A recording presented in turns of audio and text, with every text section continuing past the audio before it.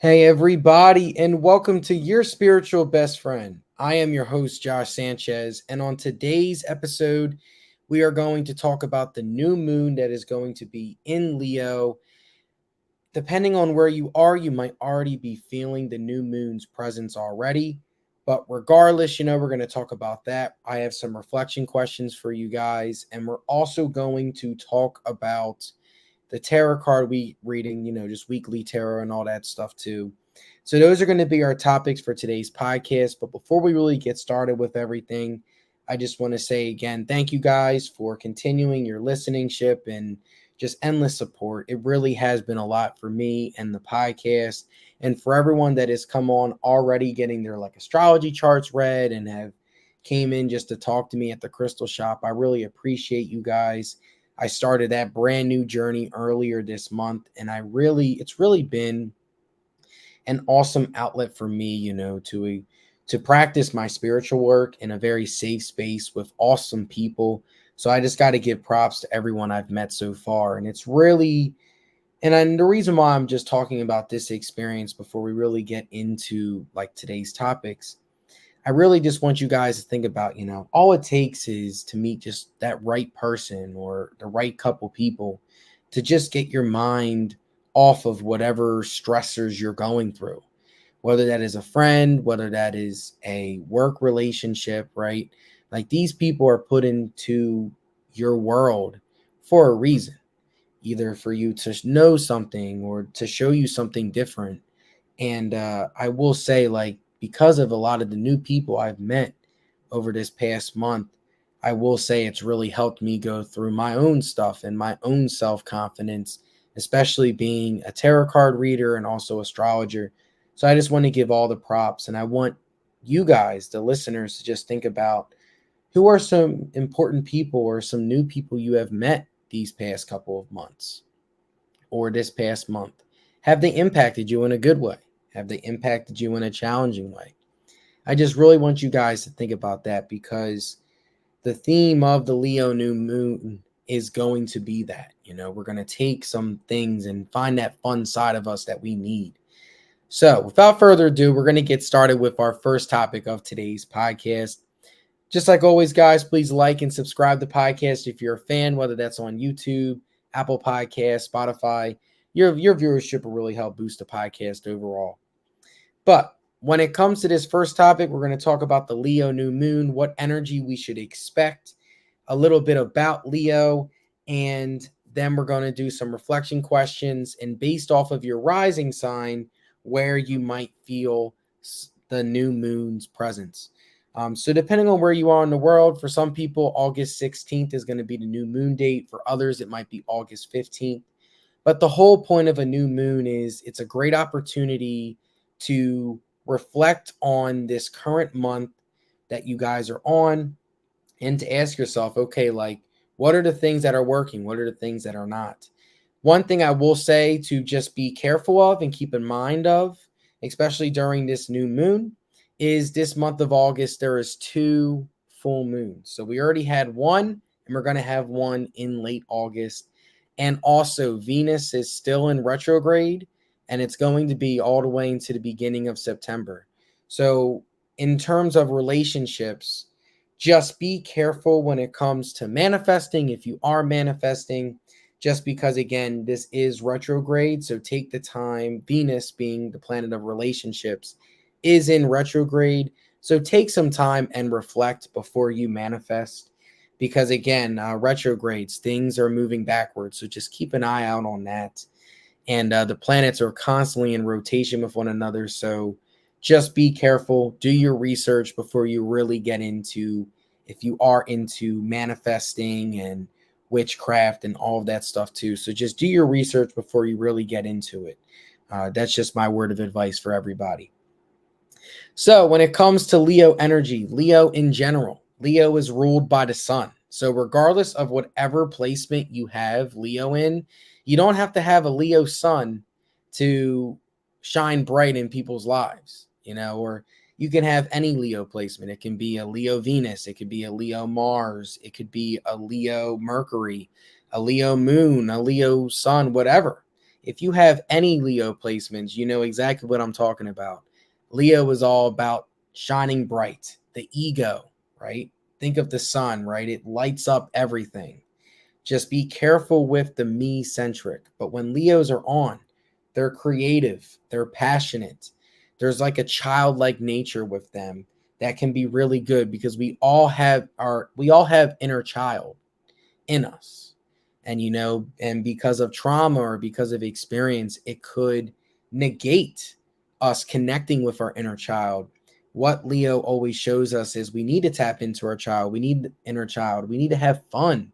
We need to, be creative, whether that is physically creating or connecting with art, but doing it in a very passionate and like just passionate, fiery flair to it.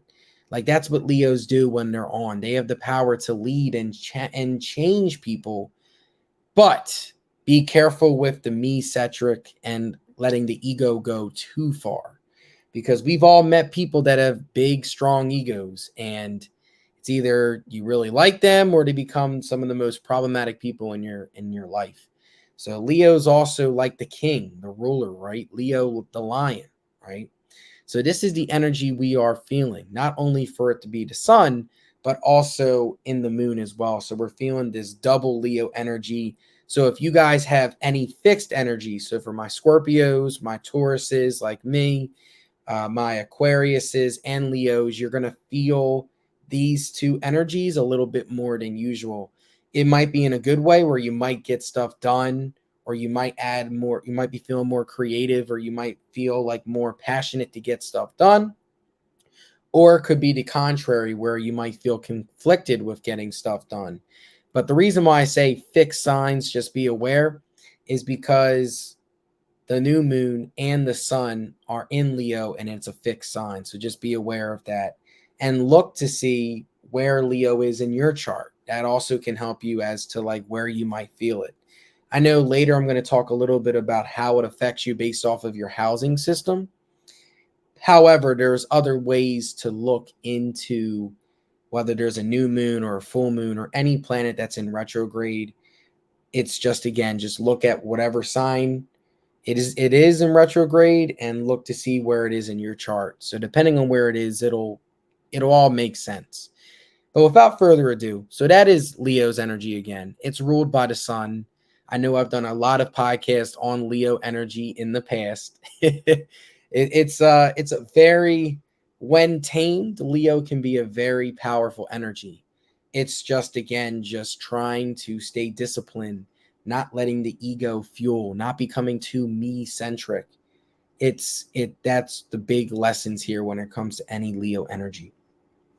So here's some opportunities that we're going to experience during this new moon. Again, this is all about, connecting us with being more generous in love and expressing our love. Leos are very good at that when doing it the right way. They're very good at expressing their love and also being very generous and passionate. Another opportunity for this Leo new moon is being creative and expressing your unique self. Leo, again, when you're very confident, you're expressing yourself, you're putting yourself out there, regardless of any creativity you're doing. So just, we're feeling that more. We're tapping into that. And then the challenges. So I just went over some opportunities, but there's also going to be some challenges during this new moon. So another one, people may be prickly, notably if their pride is wounded, right? So people might be more antsy, might be more nitpicky. So just keep an eye on that. And the last one, a fear of embarrassment may keep you from sharing your talents.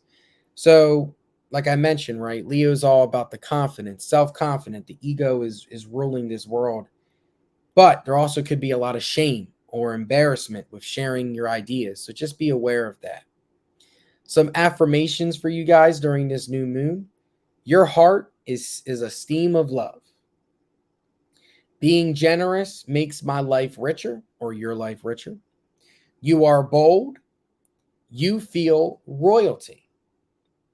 Some self-care rituals during this new moon. Do an artistic project, something that you can create. And spend time with a child or with someone young. Because again, their youthfulness can bring out some really good ideas for you. some new avenues you might not have thought about, right? And here is some new moon reflection questions. And if you guys are stuck or if you guys missed this part of the podcast, not to worry. I always put the reflection questions for new moons and full moons in my show link, so you guys can just copy those questions for there. And for my writers and for my people that are into journaling, here is your 3 questions for you guys just to check out. The first one: how can you invite more fun into your life? Is there any avenues where the fun might be lacking? Just that's reflection question number 1. Number 2, what is standing in your way of living a more open heart? So, what is standing in your way of living with a more open heart? Has there been trauma you've experienced? Has there been something that has prevented you from opening up with people and being more open with sharing your emotions? That's just something for you guys to think about. And the last question: what are some valuable lessons that children have that taught you something? So think about the times you've talked with the youth or talked with children. What are some lessons you're learning through them? Like, I know for me in my job, I work with a lot of the youth, and they're definitely showing me some new slang, and they're definitely showing me just the importance of, needing to take care of yourself, and also, acknowledging even when it's tough with family, when family stuff is going on, trying to put yourself first, despite, like how difficult it could be too, depending on what family and what trauma you're experiencing. So those are the 3 questions. So I just want you guys, again, it'll be in the show description. So if you guys miss out on this part, not to worry. But that is all of the Leo new moon, what we're going to expect. So it's tapping into our inner child, creativeness, and that passion and that fire, right? We got to build that confidence. So we might either be feeling very confident right now, or we might be struggling with some creative blocks. Either way, whatever you're experiencing, just be patient with yourself. Take it one day at a time. And you are the ruler of your life. So do not forget that. All right. So now that we talked a little bit about the Leo new moon, now we're going to talk a little bit more about where you might expect this double Leo energy depending on your house number. So you look at your rising sign, that is your first house, and then you just go through the wheel. So first we're going to start with, should I do 12th house first or should I do first house first? I'm trying to think, because I know I usually do the first house first. I feel like today I should do the 12th house first. So first we're going to start with Cancer rising. So if you are a Cancer rising, you are going to expect Leo's energy in the moon and in the sun in your 12th house. So, oh yeah, I got you, Cal. So Cal, you said 12, so we're going to start with that. So for Cancer risings, you're going to feel the Leo new moon's energy in your 12th house. So that involves anything spiritual. So things that go beyond the 5 senses, right? So things that you might not physically, the unexplainable. So there's this house, again, it rules healing, closure, spirituality, karma, afterlife. So it's all about the stuff that's beyond the 12 senses. So the 5 senses, not 12 senses, my bad. So just be aware of that. So if you had some things that are unexplainable happen to you where there was not really like an explanation, think about that. Reflect on that a little bit. And just ask yourself, do I need to work on this or should I embrace this? Like, just something for you guys to think about.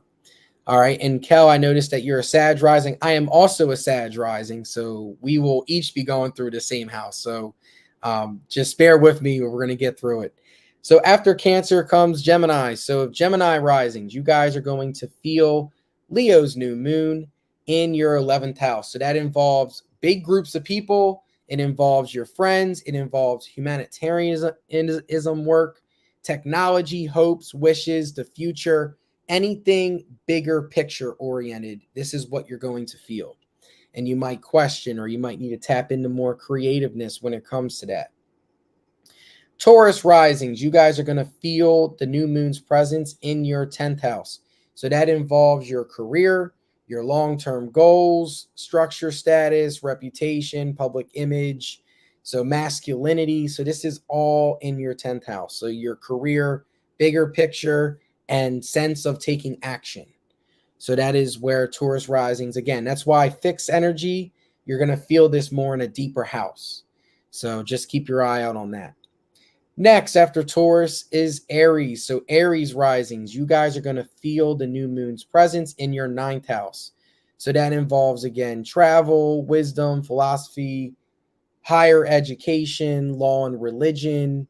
So this is where you might feel this energy. So just be aware of that.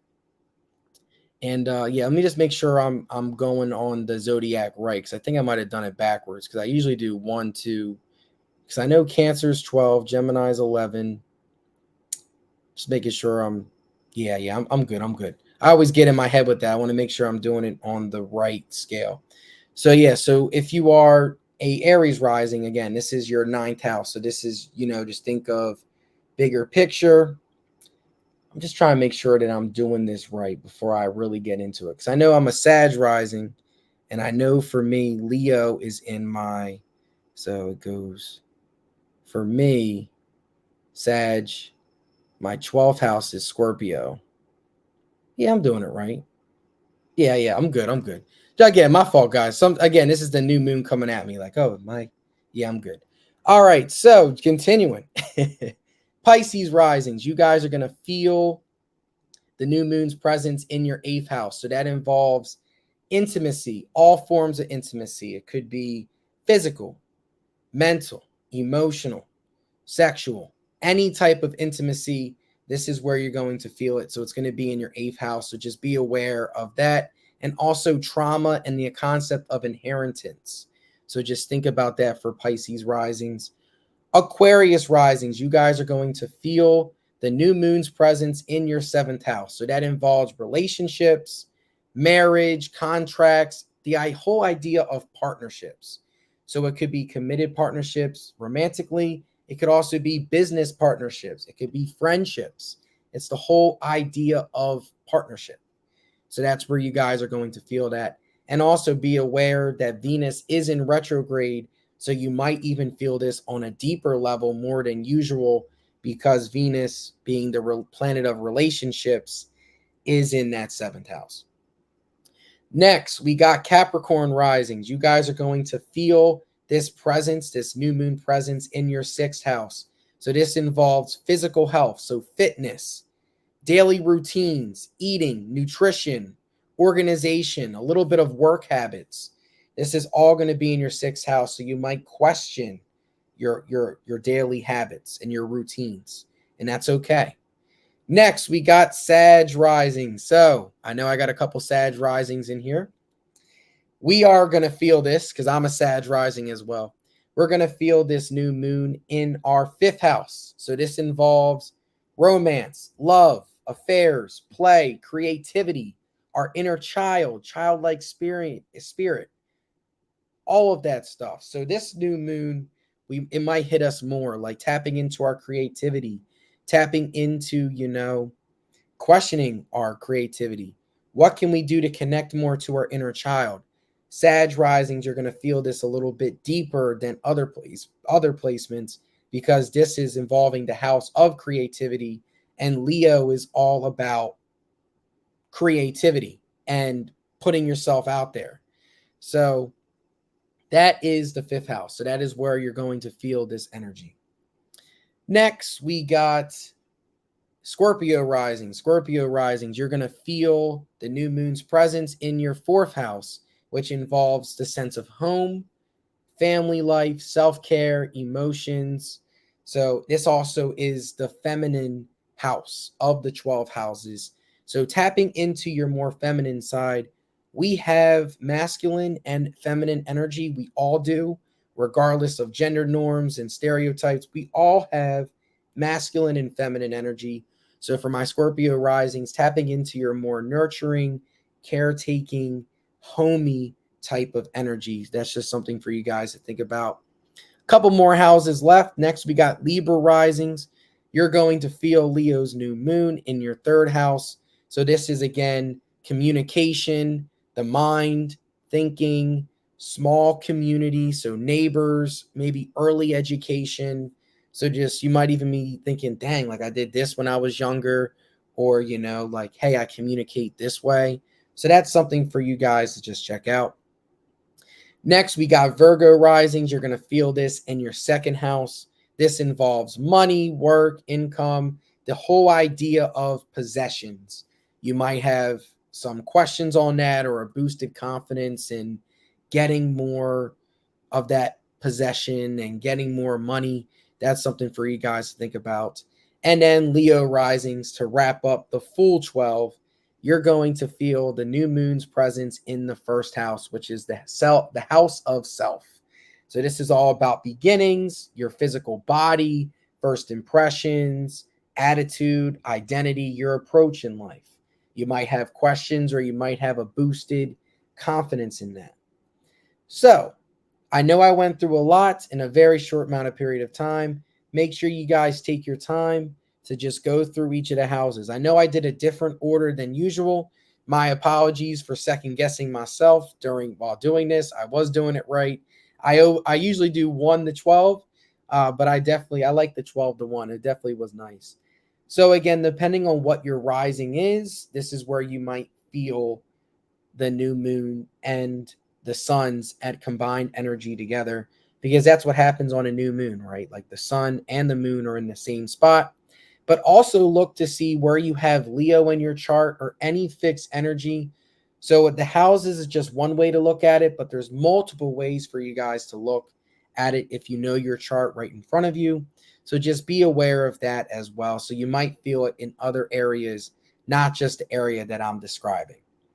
But we're going to take a quick little break here. Shout out to Kel. I appreciate you for commenting in the podcast on Facebook. So yeah, I know Sag Risings definitely got to stick together. And yeah, so it's hard, being super nice to people, and we got to be able to set those boundaries with people, regardless, if it's a close friend or a romantic partner. We really have to continue to instill those boundaries. It's easier said than done, but boundaries can really help us. And the fact that Venus is in retrograde, it's a good eye opener for that too. But we're going to take a quick little break here. And when we come back, I'm going to do my weekly tarot card reading. So this is just, again, I pull 3 cards, and you guys, this is just something for you guys to just think about moving forward. So we're going to take a quick little break here, and you're listening to Your Spiritual Best Friend with Josh Sanchez.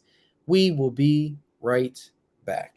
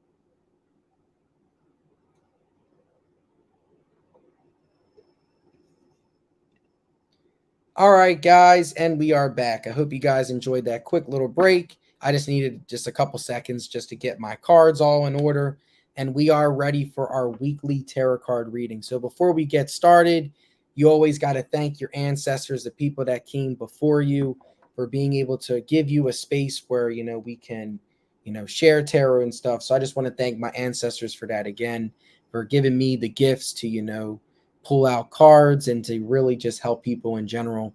And if you guys ever want to get your own cards read, or even, your astrology chart read, I provide services, whether that is virtual or physically, like face to face.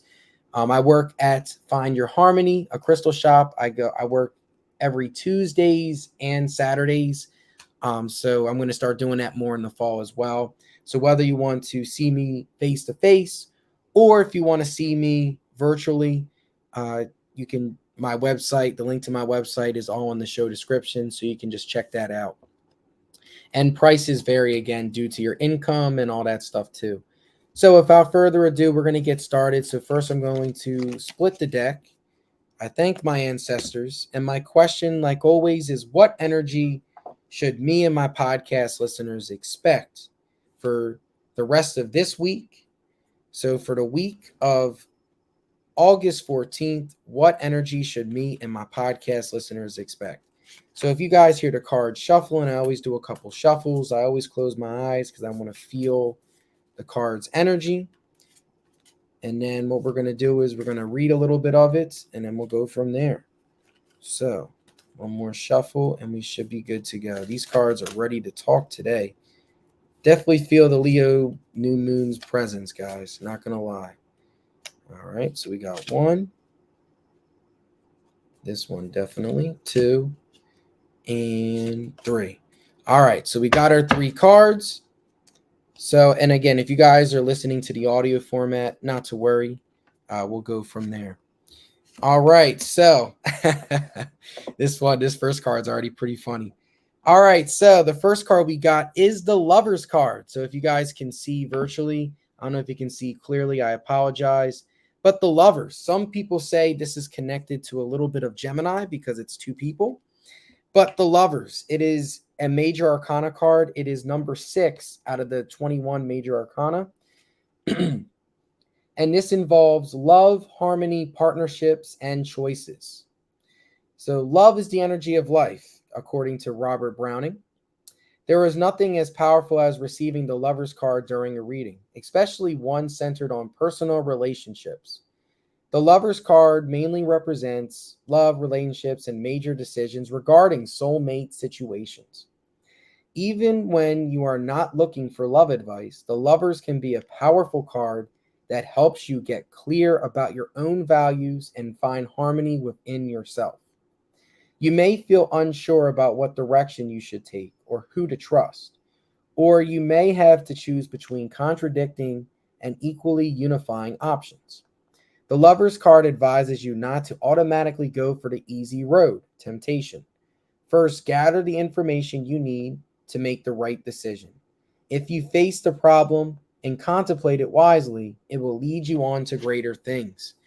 So, I think one of the big things here from this first card is the whole idea of a relationship, right? Before we really jump in to a relationship or before we make a major decision on a relationship, we really need to take the time to reflect.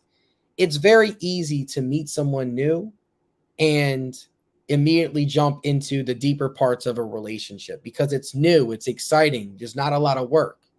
But relationships are all about work. Especially the long-term ones.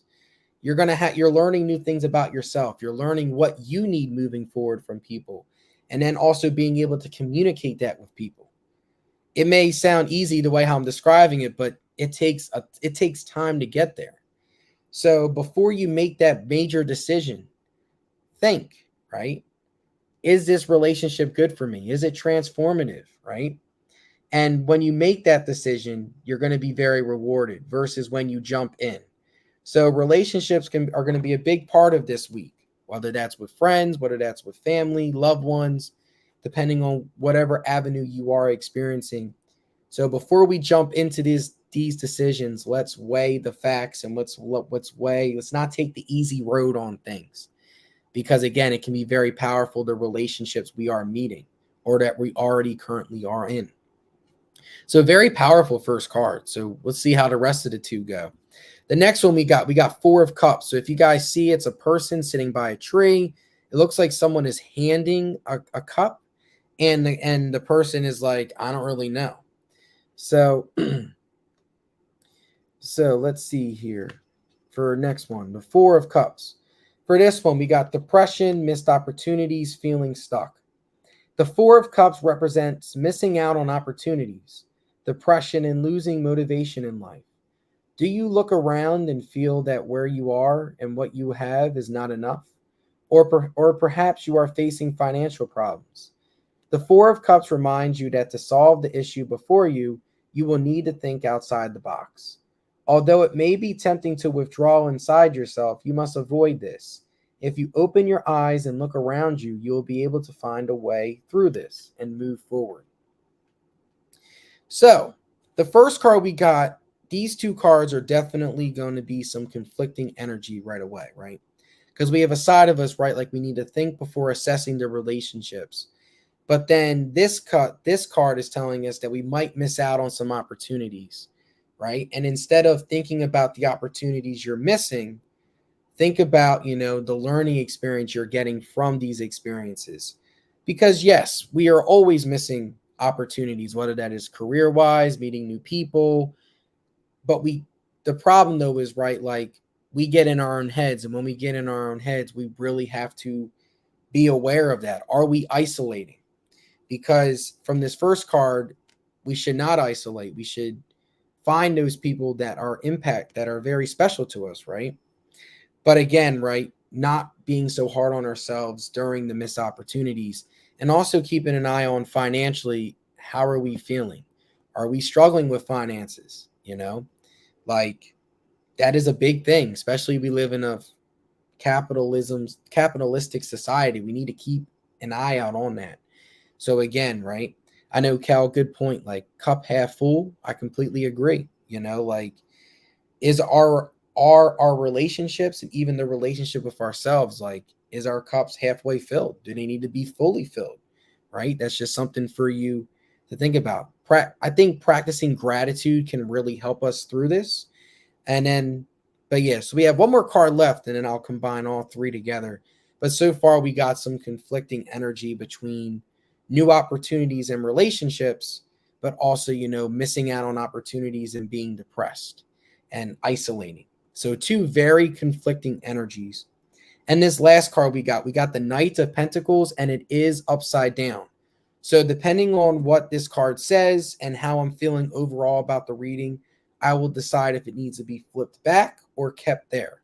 So, pretty much depending on whatever tarot reader you meet, I know for myself, when anything is upside down, I usually go with the opposite of what it's saying, or it might be this is an energy you might need to embrace more. But depending on what it says, I will see how it feels with the other two cards, and I'll make my final determination based off of that. So this card is the Knight of Pentacles, and if you guys see, right, sorry, I'm trying to pull up the Knight of Pentacles. If you guys see the image there that I showed a little bit earlier, it's a knight sitting on top of a horse, and yeah, the person definitely looks a little conflicted, so we'll just see from there. So the Knight of Pentacles, where are you? There you are. Consistency, hard work, routine. The Knight of Pentacles symbolizes the recognition and responsibility that you will earn through your commitment to your work and accomplishment of your given duties. You are loyal, hardworking, and always completing your task properly. Although this sense of duty is being valued by others, make sure that you will not become a perfectionist. The Knight of Pentacles can also represent daily tasks and routines. In this context, the Knight advises you to continue to do exactly what you are doing. He tells you that the secret of your success is hidden in your daily routine. So when it comes to this card, I see the three cards overall, right? We have the Lover's card, right, which is all about new relationships. Things might be opening up, but doing your research beforehand, making sure that your cup is full before jumping in. You also have the feeling of missed opportunities, depression, might even have some form of regrets, right? So two very conflicting energies. And then you have this energy, right, where you're tapping into your daily routines. The success is found within your routines. However, it is upside down. So I think this is something that we could work towards is, thinking about our daily routines, right? And are they helping us or are they challenging us? Are they putting us more in a financial burden or are they putting us in a position where we might not fully succeed? Do we might need to make a change in that? Because it seems to me, I'm definitely going to keep this upside down, that it's definitely connected to the second card, right? When it comes to missed opportunities. So it could be the work that we're doing is causing us to miss certain opportunities, or it might not be as fulfilling as we need to. And in order to get to this point, right, we need to tap into that first card of the reading, the lovers, right? Taking the time to think before we jump into new relationships, or it might be something we might have missed out on in the past.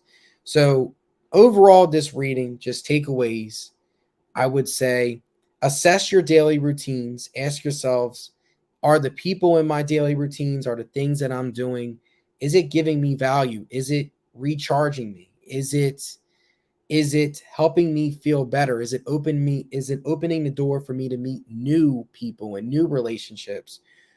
Or is what I'm doing causing me to feel missed out on opportunities and to feel regrets? That is the powerful question of this reading. My apologies, it took a little bit for me to get there, but very powerful stuff. And that's one of the reasons why I love doing this weekly tarot, because each week it shows something different. Like, I believe the last time I did it, we had a big celebration, and I did. It was a really good week. So this week it might be a little bit of challenging, a lot of reflection, but again, be patient with yourselves. When you think about your daily routine, do not be so hard on yourself. You have the ability to change again, but we can only change what we are aware of. So take time to raise your awareness, assess those daily routines, ask yourself, is it opening the door to new routines? And we will be okay. But if you guys love the podcast, love the content, please like and subscribe on Spotify, Apple Podcast, or on YouTube. Yes, I am now on YouTube posting weekly episodes. And also, if you love social media, I'm on social media as well. And if you ever want a reading and stuff like that as well, please let me know. But I appreciate you guys, whether you're commenting or just tuning in live. I appreciate the endless support. It definitely means a lot to me. And I hope you guys again enjoyed this content. So we talked about the new moon and we also did our weekly tarot. But I hope you guys have a wonderful rest of your week. I know it's only Monday, so please stay safe. Enjoy this new moon. Take your time to reflect. And I hope to see you guys next week. But for now, this is Josh officially signing off.